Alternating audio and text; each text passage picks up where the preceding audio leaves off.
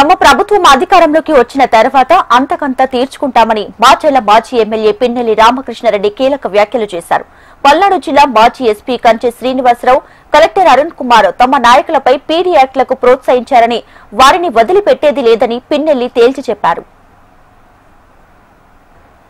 SP గారు కానీ collector గారు కానీ స్పందించిన పరిస్థితి. ఈ ఎస్పీ గారు నేను కోరుతా ఉన్నాను, కింద స్థాయి అధికారులు ఇచ్చే రాంగ్ ఫీల్డ్ ని దయచేసి ఎస్పీ గారు మీరు నమ్మొద్దండి. గతంలో నేను 4 సార్లు శాసనసభ్యుగా ఉన్నాను, 5 సార్లు మా కుటుంబం శాసనసభ్యులు ఉన్న పరిస్థితి. ఇలాంటి పరిస్థితి గతంలో ఎక్కడ లేని పరిస్థితి.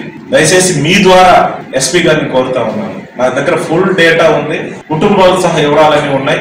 ఎస్పీ గారిని నేను టైం అడుగుతాను, టైం ఇస్తే ఖచ్చితంగా ఈ వివరాలని అందజేసి న్యాయం చేయమని కూడా నేను కోరుతా ఉన్నాను. ఎస్పీ గారిని శ్రీనివాసరావు గారు ఎస్పీ గారు ఉన్నారు, కలెక్టర్ గారు ఇప్పుడు ట్రాన్స్ఫర్ అయిపోయారు కలెక్టర్ గారు అరుణ్ బాబు గారు, వాళ్ళిద్దరు పాత్ర కూడా ఉంది. ఈ తప్పుడు కేసులు చాలా వరకు పెట్టిన దాంట్లో కూడా ఖచ్చితంగా వాళ్ళ మీద కూడా రివ్యూ ఖచ్చితంగా చేస్తాం. ఎందుకంటే ఒక పీడీ యాక్ట్ పెట్టాలని అంటే చిన్న వాళ్ళ మీద పీడీ యాక్ట్ పెట్టి ఈ రకమైన దానికి అవకాశం ఇచ్చిన దాంట్లో అరుణ్ బాబు పాత్ర ఖచ్చితంగా ఆయన సంతకాలు పెట్టారు. ఇది మంచి పద్ధతేనా అని అడుగుతా ఉన్నాం. ఇది మనం ఎక్కడ ఉన్నాం, మేము మావోయిస్టులా లేకపోతే ఏమన్నా దేశద్రోహులా లేకపోతే స్మగ్లర్సా? ఈ రకమైన పీడీ యాక్ట్ పెట్టి బెదిరితే పద్ధతేనా అనుకోండి. ఎంతమందిని బెదిరిస్తారు?